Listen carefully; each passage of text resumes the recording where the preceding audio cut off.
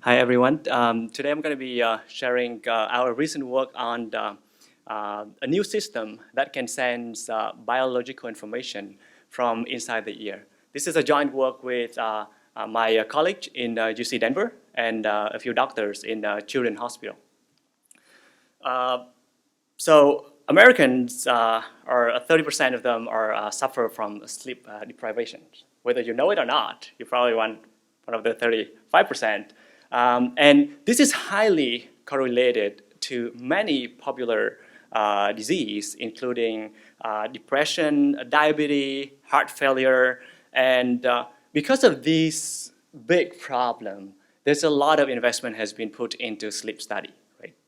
And in the hospital, the way that people are studying sleep now is that they divide their sleep into 5 different stages: awake, which is obviously when you're awake, and a sleep stage N1, N2, N3, and then REM, which is the deepest sleep or rapid eye movement, right?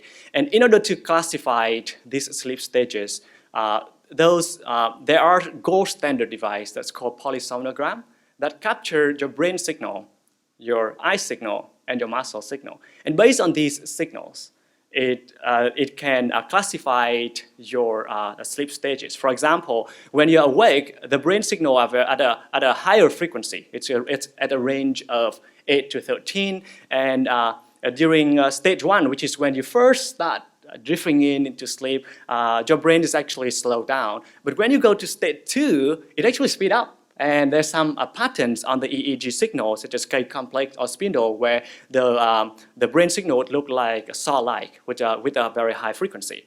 And when you go to sleep state N3, it would be the frequency is even lower. Now, your body is really relaxed, but your muscle, your chin tone would still stay pretty stiff. Now, the deepest state of sleep, which is the most valuable sleep stages that we need, is the rapid eye movement stage, in which during your sleep, your eyes move really fast, right? And during that stage, your brainwave is of a mixed frequency. That's why you cannot use brainwave to classify your sleep stages.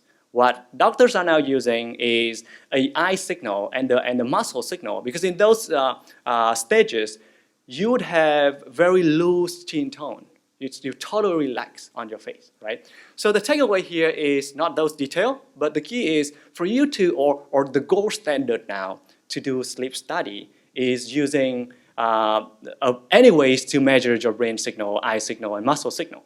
So what is it today? What does that device look like?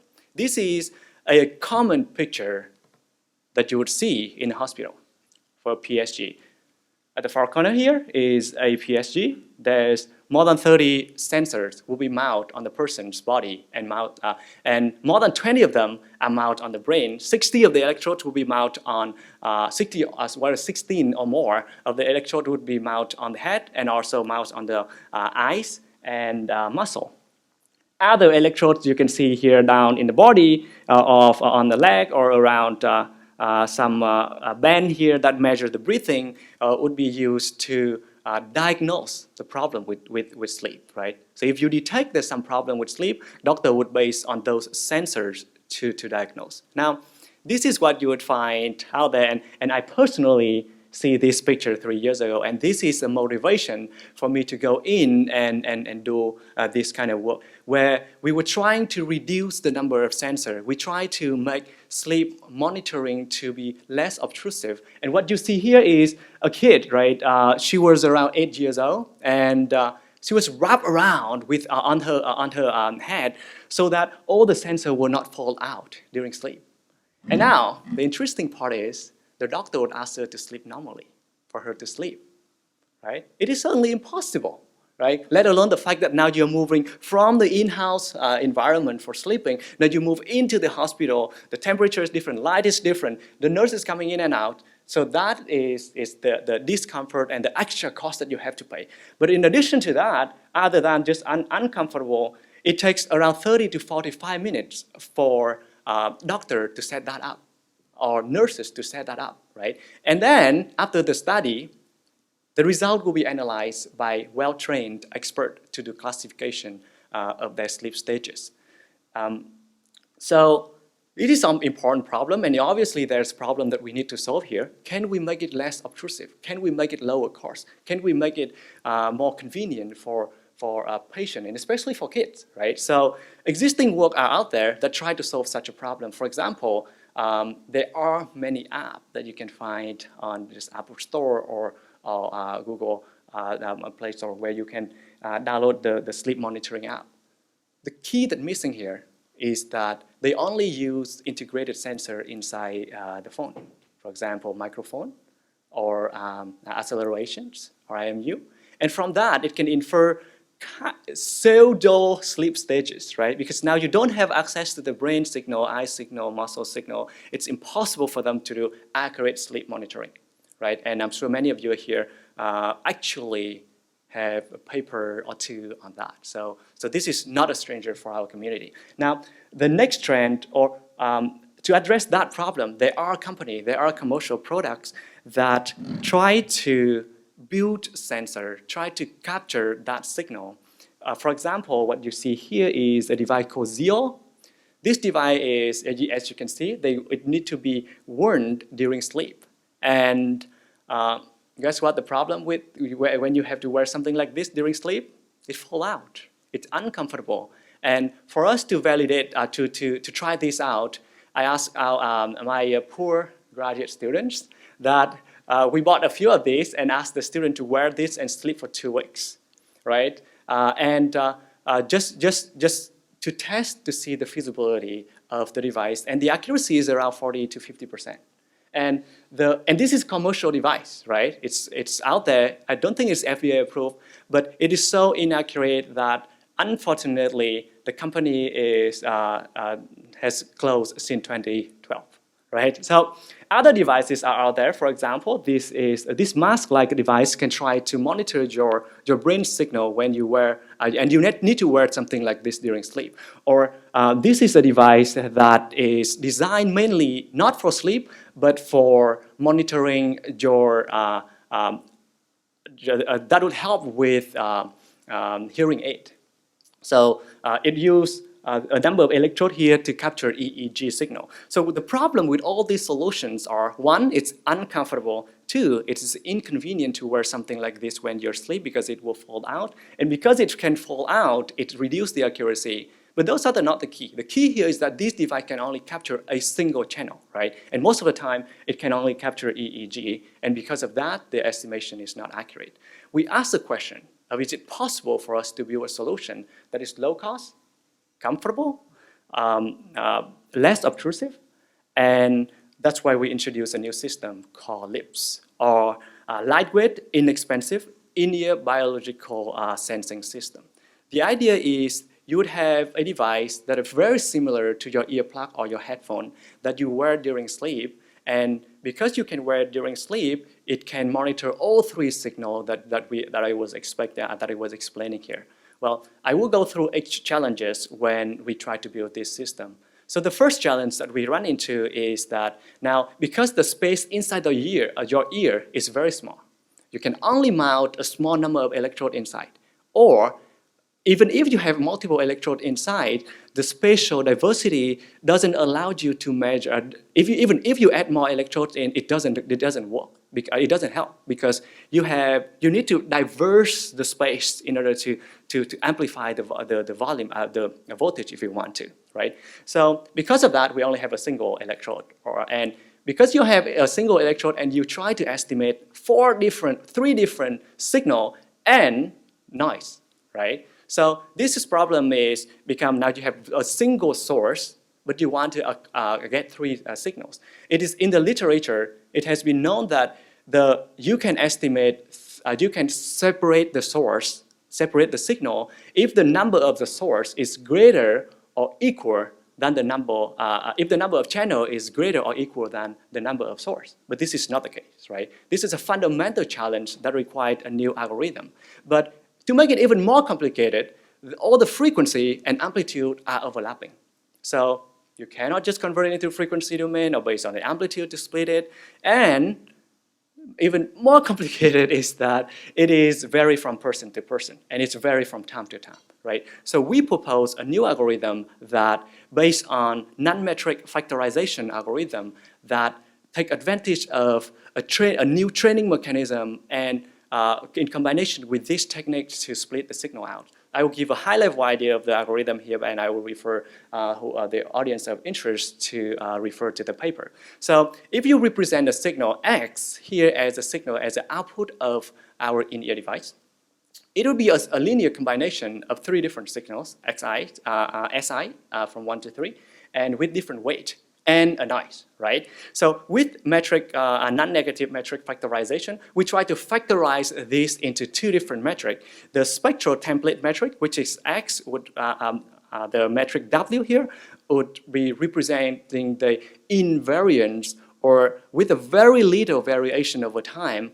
that representing the core of the signal, and H is the activation metric that show the weight that is changes over time and register the signal at each time that express the presence of that component at that timestamp on the original signal, right? So if we know W and H, we should be able to estimate SI, right? Now, since W is a basis pattern, it doesn't change a lot over time. So, and keep in mind the a lot here. It does change a little bit, but it doesn't change a lot. So first, we try to estimate W through, I will introduce another machine learning algorithm right after this, but so if we can estimate W and using that as a starting point for us to do the separation algorithm. But assuming that you know W, and then how do you calculate H, right? Remember that in this case, we already have X as the input, as the output of our in-ear device, right?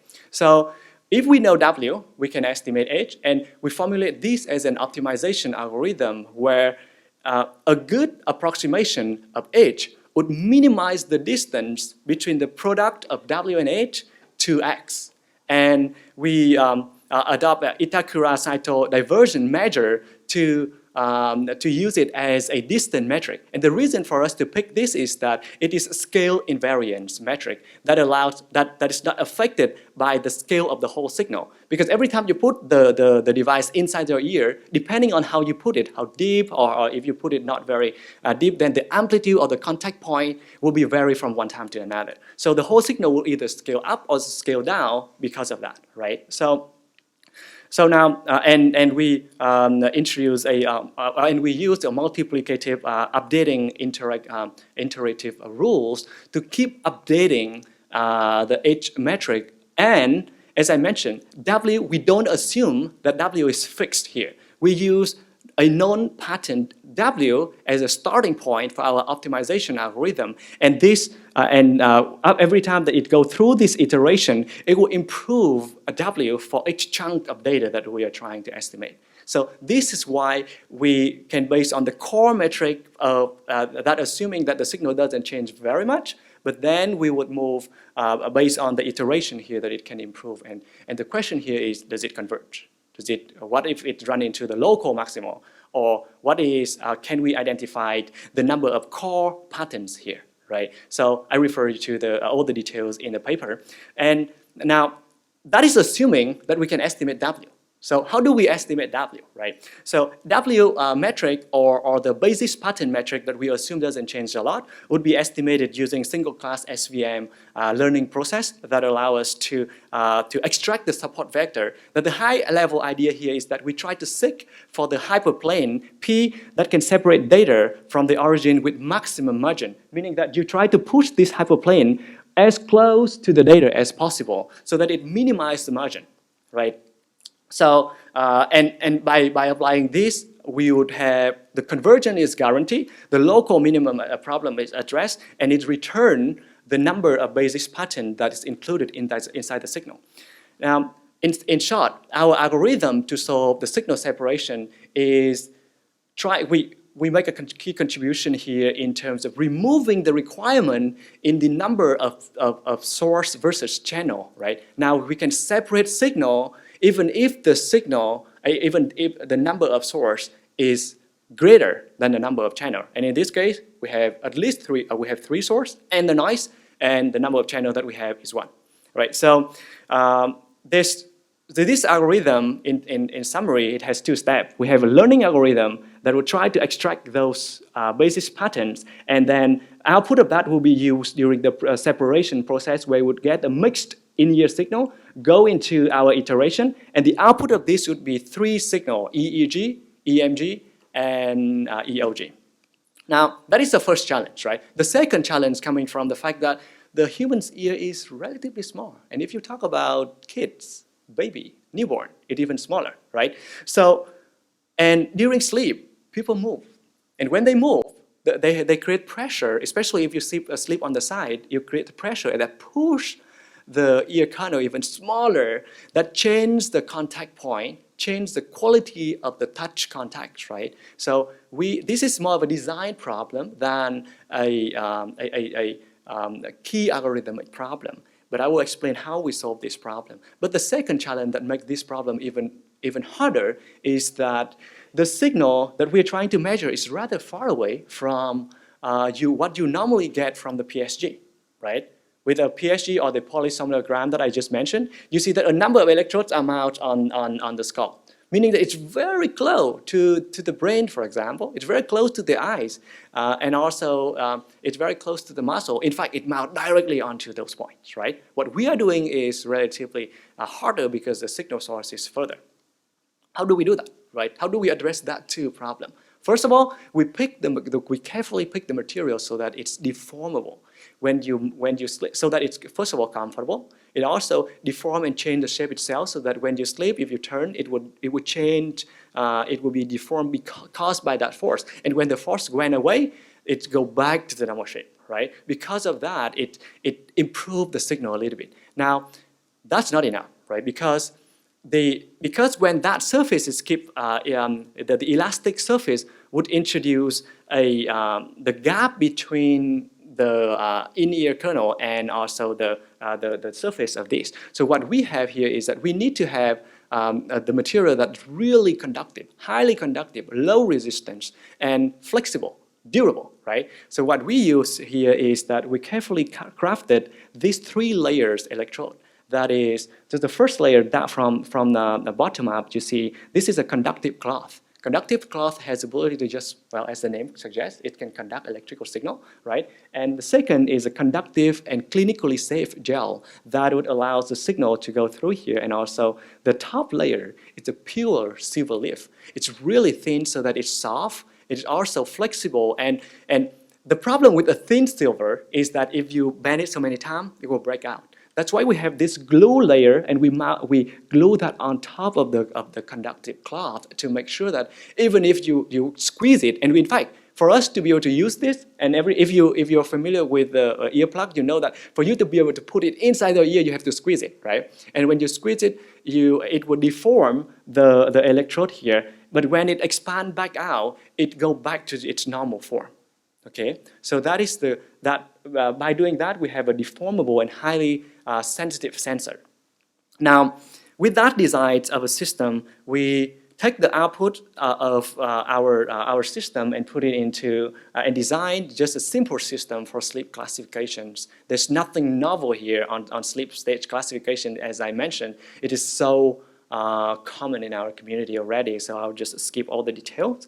The first piece that once we get the signal from the ear, we certainly need to pre-process it. Again, there's nothing novel or fundamental here. And then in the signal separation process, you would have 2 steps. One is a training that would help us to get the template matrices. And also, output of that would go into the pre-processed data from the previous steps so that we can do non-metric factorization and export 3 key signals. Now, when it go into the sleep stage classifications, we would also have the same, right? Training and classification. And this training step is take a short period of time. Well, even though I call it short period of time, it takes about an hour. And the reason for us, and the way it works is that we just set a person down for an hour and ask the person to try to sleep. Why is that? Because we want to see the whole cycle of sleep, going from awake and 1 and 2 and 3 and then going back to REM, so that we can get all the feature that the signal should have. And then we use that for classification to estimate the sleep quality. And excuse me for some of the typo here.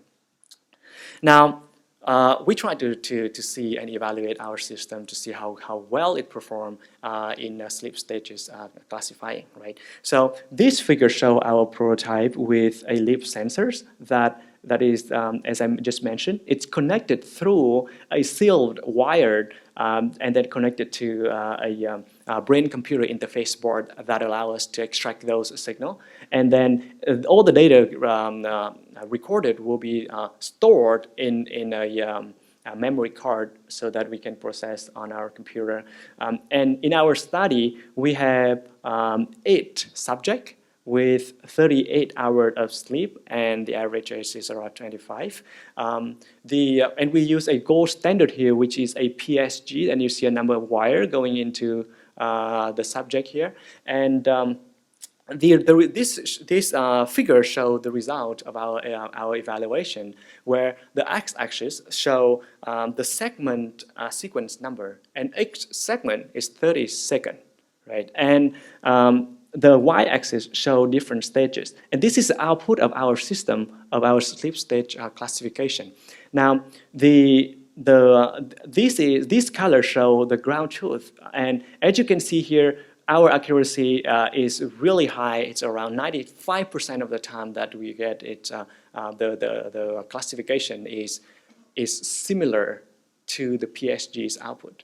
And remember, the cost for a PSG in the hospital is ranging anywhere from 2,000 to 5,000. The device itself, the ground truth device we are using here, is a donation from a company that it costs 38,000, right? And just for the device itself. And our device should cost in order of tens of dollars, right? So, we want to see how much of the separation of the signal that help with the performance of the sleep stages classification. And to our surprise, it doesn't help a lot, right? Maximum, it helps 5%, right? So why is that? I think the reason here is that because the signal is very close to all the, it's very stable, and we can capture all 3 signals at the same time, and because those signals are relatively distinct and distinct enough that when after the training, the performance is already pretty accurate. Now, we want to see if we can really capture eye signal, brain signal, and muscle signal, right? And so we conducted an experiment where we would have a user to standing in front of a board and look to the left, look to the right, look up, and look down, which is mimicking or simulating the movement of your eyes, right? And what you can see here are the results for different eyes movement: left, up, left, right, and up, down. And the same here, the user would repeat. And what you see here is that the device can detect up, left, and right very accurately. And there is a reason for it, right? But first of all, when we look at the ground truth, even the ground truth or the polysomnogram FDA-approved device can only estimate can only capture up and down event only, and it can barely capture it can only capture left and right, but it can barely capture up and down.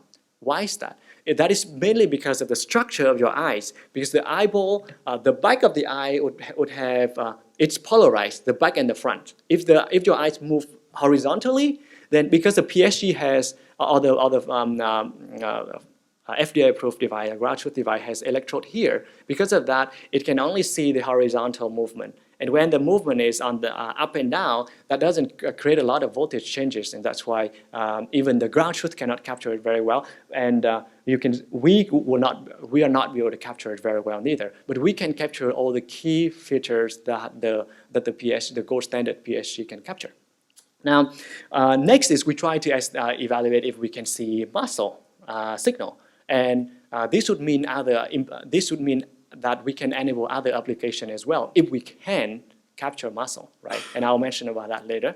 So in this example, in this study, we would have a user to wear our device and grind their teeth. And we wanted to see if we can capture that signal. Certainly on the ground truth, so these show some of the chewing behavior, or this is a grinding. Certainly grinding would have a higher amplitude, right? Because the force that you create is higher, and because of that, the muscle signal that you would send out is higher. And on our system, we also can capture that, and we can capture that very clearly, right? So next is we want to see if we can we can capture the signal on the brain. So this is these are the two experiments that we done to see if we can really stimulate the brain signal. So in this example, we would play audio and visual signal at 40 hertz. And what expected is that when you play a sound at 40 hertz, your brain would have a surge at 40 hertz. And you have visually at 40 hertz, the brain would have a surge at 40 hertz as well, which is surprising. And this is new to me when we do this study. And yes, you can see here, this is the result from our device, and this is a ground from the ground truth. What we can see is both can see the surge. The difference is the ground truth can capture with a much higher amplitude compared to our. And as I explained before, the reason is that our source is very far away from our electrode is very far away from the source, unlike the PSG where you really mount it on the skull, right? And now another experiment that we wanted to do is that we want to see if we can really see the other kind of brain wave. So what we do here is that so this is a signal, a mixed signal that we get when a person is on delta wave, which is on a certain sleep stage. So the way we extract this is we just go back to the PSG signal, find the stage where the PSG signal, label it as a sleep stage, I think N1, and then N3, and then we would extract that signal out and map that signal to the signal that we have from the lips, and we want to see if we can, applying our separation algorithm, can we see the signal? And the result is yes, when we separate the signal, we can really see that the appearance of that delta wave here, and also on the ground truth, you also see that the ground truth can actually capture it at a much stronger amplitude, but both systems can see it, right? And we conducted a short exit user study where we asked a number of questions to the user. Do you like it? What would you want to improve this? And these are some of the results. Interestingly, they don't like it, right? Because they don't want to wear anything to go sleep, especially when you have a number of wires. But if you remove all the wire, and if you can make the device to be wirelessly operatable, then they will be more interested, right? So there are more details will be presented or already in the paper, so please refer to the paper for more detail.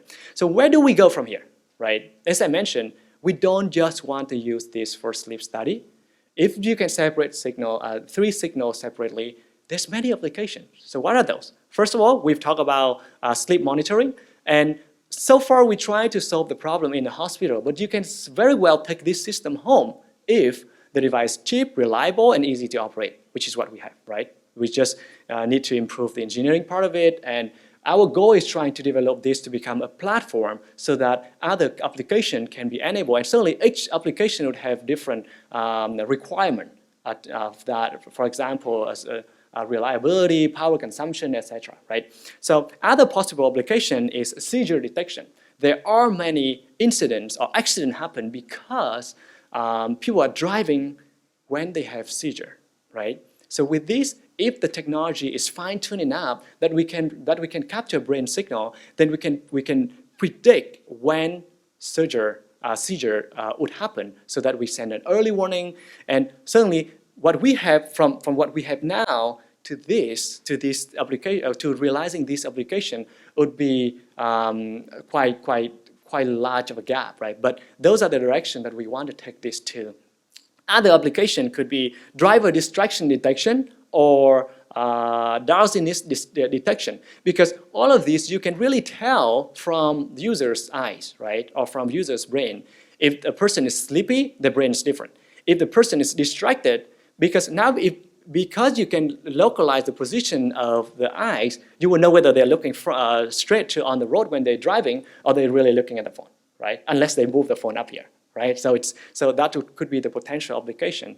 Other application including a work that we are working with a doctor in audio neural doctor, where the problem is coming from the fact that current hearing aid devices only have a steering, very simple steering mechanism. And the way it works is that a person would be wearing a steering aid and a hearing aid, and every time the hearing aid is turned on, it will try to tune to the area where the most amount of noise is created. What I'm illustrating here is, for example, this crowd. These two people are talking to each other, but the hearing aid will try to steer to this area to capture the sounds. But that's not what the user wants, right? What the user wants is, hey, I'm talking to this person, steer it back here, right? So that is the kind of application that we hope we can enable in the very near future. Other application including eating habit monitoring. Because as one of the examples that I show, now we can monitor your muscle. We know that how often you chew, I mean, assuming you're wearing, and keep in mind that we can augment this technology into existing earplug, right? Or existing headphone. Now with the headphone, with the sensor here, you can really monitor how often are you chewing, how fast are you chewing, how much are you chewing, what is the force that you're chewing. I can infer the kind of food that you're chewing, and then from that we can infer the eating habit of a person, right? And or this is an interesting application that I really like. I don't know how long it'll take for us to realize, is learnability evaluation. Let's say you have a kid and you want to understand your kid more. And so the kid doesn't talk much, right? And it's hard for you to infer what subject is the subject of interest for your kid. What is the game that the kid is interested in? And when someone doing an activity that capture their attention or of their interest, their brain is expectedly would have different patterns. So if we can enable that, we can augment learnability. And the most straightforward application that we can see is using this for wheelchair control or human-computer interaction, right? Where you can really combine eyes, brain, and muscle. Let's say if I want to go ahead, I'll go straight, I would look straight, and combining with some of the brain signal. So that certainly requires more advanced machine learning algorithm here to detect and to classify the kind of action that the person wants to send the control signal out. But that is the future of lips that we want to take it from here. So in conclusion, we really hope that we can build a platform out of this that open up for the community. And if you are interested in any of these, please come and talk to me after the talk. So we have, in short, right, we've developed a new platform, a new system that can measure brain signal, eye signal, and muscle signal. And the system is very lightweight, low cost, and less intrusive compared to existing PSG. And we introduced a new signal separation algorithm that addressed the problem of limited number of signal sources of the channel. And also, we designed and implemented a sleep staging system that evaluated on a small number of people, but it showed the feasibility of our system. With that, I would conclude my talk, and I would answer questions. Thank you very much.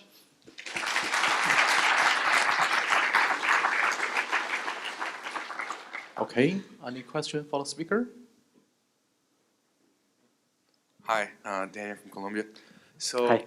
when you compare, great talk, really good. When you compare with your system with the PSG, I guess, like the complex one, you say you can tell which stage of sleep you are. Yes. Is this enough for the doctor? Is this all the doctor needs to provide like diagnostic for a patient? That's a good question. So as I mentioned, right, there are in a normal PSG system would have around more than 30 sensors. The information we provide here is enough for doctor to do sleep stages classification. Now, whenever you have a patient in the hospital, you want to not only detect the problem, but you want to identify what caused the problem. That's why they have more sensors. For example, they want to measure your breathing volume. They want to measure your leg movement so that they can tell what caused that sleep stages. But for us to do sleep stages classification, this is enough. And this is enough for the doctor to understand. Now, is that useful clinically? Yes, right? Because 50% of sleep study in hospital turn out to be false positive, meaning that you don't really have sleep problem. You go into the hospital, you pay from 2,000 to 5,000 to do a sleep study, and it turns out that you don't have any problem. So if with this low-cost system, you can use this as a screening approach, right? Why don't you try this first and then come back here? I get the result, and I'll see if I need to do an extensive one. Thank you. Yeah, thanks.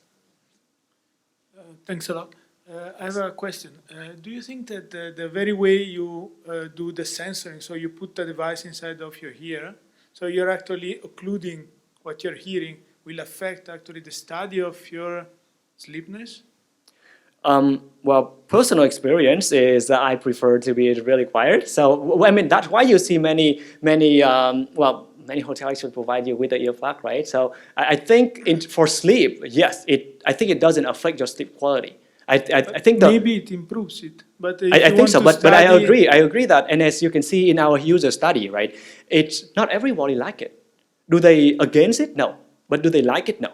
So I rather sleep without any of those plugs, right? But if the environment is noisy, especially if you're in those sleep lab, you realize that there's all kind of noise, especially the beeping sounds. And nurses come in once in a while to check up on you. And if the kid go into the study, there must be a parent go with them. So the parent make noise, or parent watch TV, and the kid is trying to sleep. This actually helps. So that is for sleep alone. Now, for other applications that I just mentioned, for example, human-computer interaction, right? We don't really need to have something that blocks your ear. As I mentioned, you can really augment in-ear, you can augment the headphone, right? You can put the sensor on and you apply the algorithm. Certainly there would be some requirement for how you design the sensor, but I don't think that would be a problem. Thanks. Thanks for the question. I actually had that same question, but I have another one, and that is, when people wake up during the middle of the night, as some do, that's one of their challenges with getting a good night's sleep. Right. I can imagine your sensors probably reveal a lot of different things depending on the nature of their wakefulness and whether they get up and use the restroom or something like that. Is there something you can tell about, is there enough variety in the signals during the wakeful state that you can learn something about what's going on during those periods? We haven't looked into that. I think that's a good domain to explore. But I think, so intuitively, I would say when you really get out of the bed, in order to lift your body out of the bed, your body would generate much more significant muscle signal. So I think the muscle would be widely different, right? So the muscle would be different. I think the eye would be different. Different in the sense that now it is more movement. It's more human-like movement as opposed to sleeping REM-like, which is really fast, right? It's order of hertz, which is like we don't move it. We don't move our eyes in order of hertz, right? But so those are the signals that I think if we want to explore, we can explore that, and I think it would give us some clue about the user's behavior or user's activity during the night. Thank you. Thanks, David. Hi, very nice work. Thank you. So one aspect I didn't catch during the presentation is if you can do the signal processing in real time, or if you need to store the signal and then when the guy wakes up, you get your instrument and you do the processing. So I think if you want to do real time, meaning that in order of sub-millisecond, then the answer is no, because I think we need to wait for an epoch that it makes sense for us to synthesize a metric, but it should be sub-real time. It will be in order of a second or so. Now, is it important for someone to do real time? I don't think so, right? Unless you have some in the real case time of the controlling, Seizure, for example. Right. Well, Seizure, it's normally happen in order of minute or order of minute before it But actually if happened. I'm driving, probably Absolutely, I agree. Yeah. The earlier the better. But Yeah. anyway, Right. So if you go back to the last slide, there's the second point where you say that you introduced a new algorithm, but it seems to me like this is a pretty much standard blind signal separation problem, and there have been for years other algorithms out there like independent component analysis, principal component analysis, singular value decomposition. Here you are just doing basically non-negative factory factorization. And in fact, your signal, it's actually, for example, independent component analysis used in this cocktail party problem. I have a lot of people And we tried that and it talking. doesn't work. All right, why? Well, I think if you do independent component analysis, you would get a fixed components coming out of the training. If you look at the algorithm that we have here, we have a step that iteratively adjusts the W metric that allows you to really shift it from the fixed value. And so when we test that, we found that what we propose here is more robust compared to what is. So in the paper you compared all this some other techniques? Or? That's a good question for my student. I believe that it's not. Right. But I would be happy to chat offline. Just, but we did try that. It's just for me when I saw a new algorithm, I was like, this is non-negative matrix factorization, and I mean it's been out there. And for example, there are also different divergence metrics. Normally, the callback library is applied. Here, I see you apply a different one. Right. So probably I would like to ask why you went for that one, but.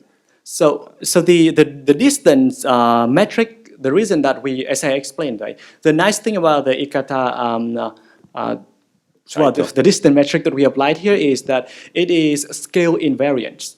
But what that means is that when you put the earplug inside the ear, you can put it really deep and tight so that you have really good contact point. Some other time you would put in and it's not very tight or it doesn't fully expand, and you will get a smaller scale or larger scale because of the sensitivity of the contact point. Now, with the distance metric that we have, it addressed that problem. Thank you very much. Thanks. Thank you. I saw you mentioned like people, the wound like the weld. So imagine if you have a wildless one, maybe use some method like the Bluetooth low energy to send the signal in real time. Imagine, will this signal will affect the ECG or EOG stuff? I think in order for you to capture so first of all, without any way of canceling all the noise, we would expect that you would see noise caused by those communication channel. As I show in one of the in our prototype, all the while we need to seal the wire to make sure that it doesn't couple with the wireless signal. Now, for you to capture the wireless signal, you have an antenna, right? And the most dominant one here is the wire that serves as an antenna. And without sealing it, we actually can even pick up the AC current, right? So with sealing it, we reduce a lot of noise. And certainly, as long as you know the property of the signal of the noise, you can filter it out. And in our case, for the pre-processing, we do filter, and much of it are based on the prior knowledge about the kind of noise that you would be expecting. Yeah, so do you mean if you know the channel you use to communicate, you can deduct the noise?